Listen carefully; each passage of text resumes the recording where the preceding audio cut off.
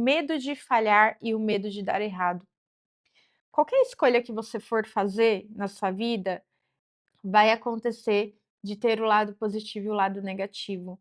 E sempre quando você for decidir uma coisa que você decidir e seguir naquela linha, pode acontecer de você olhar para o lado e falar: mas será que se eu tivesse ficado ali estaria sendo mais fácil? E a resposta é não. Tudo tem desafio, tudo é desafiador. Esse é um grande erro das pessoas indecisas. E quando eu falo pessoas indecisas, lembra que eu fui essa pessoa muito tempo, durante muito tempo. Em algumas questões eu ainda me considero que eu sou essa pessoa e estou em tratamento.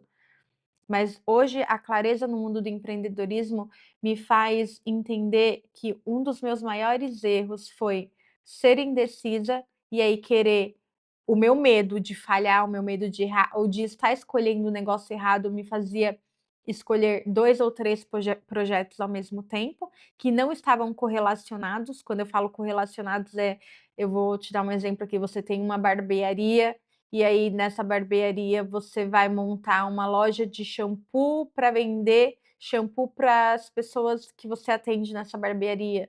Ou então você vai montar um infoproduto ensinando outras pessoas a ter uma barbearia. Você entende que está tudo correlacionado? Não, os meus negócios eram uma sorveteria, era um mini mercado de bairro, era uma loja de dropshipping e infoproduto. O que que tinha a ver uma coisa com a outra? Nada. Eu só estava dispersando foco em várias coisas, energia, tempo, dinheiro, e às vezes um negócio não ia muito bem, aí eu pegava dinheiro desse negócio, colocava aqui, e aí esse negócio subia, eu pegava dinheiro daqui, colocava aqui e virava uma bagunça, que muitas das vezes me levava a um estresse tremendo.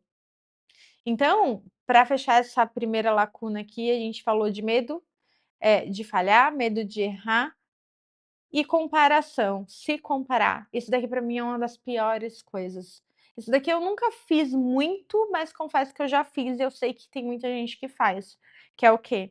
Eu sou uma boa especialista em maquiagem e aí eu quero ter um infoproduto aqui na internet e aí eu começo a olhar um monte de gente que faz isso aqui na internet. E aí eu começo a me comparar. Eu começo a olhar para essa pessoa e falar: "Nossa, mas olha como ela é boa. Nossa, olha como fulano de tal tá grande, ele tem 10.000 seguidores, eu não tenho nenhum e eu vou começar?" Sim, só que aqui tá o ponto, você não deve se comparar a outras pessoas. Você tem que fazer o seu. E você tem que entender que aquela pessoa, ela tá naquele caminho há um tempo já. Ela tá fazendo aquilo dali há um tempo já. E por isso que ela se tornou boa. Foi a prática que levou ela a se tornar uma pessoa boa, uma ótima profissional naquela área. E que você não vai começar assim. Porque uma vez que você começar a gravar um vídeo hoje, esse primeiro vídeo ele não vai ficar tão bom.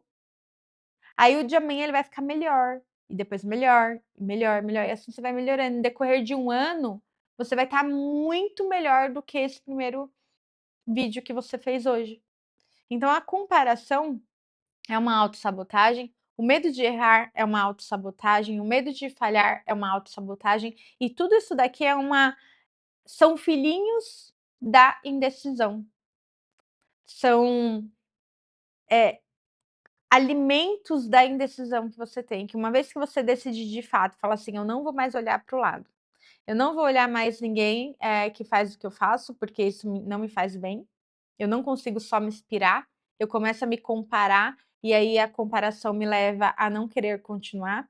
Eu não vou, ficar olhando outros negócios, porque toda vez que eu olho outro negócio, eu tenho a sensação do que meu negócio está muito saturado e que não vai dar certo, e aí eu começo a me sabotar e querer ir para outro negócio. Então, risca isso da sua vida.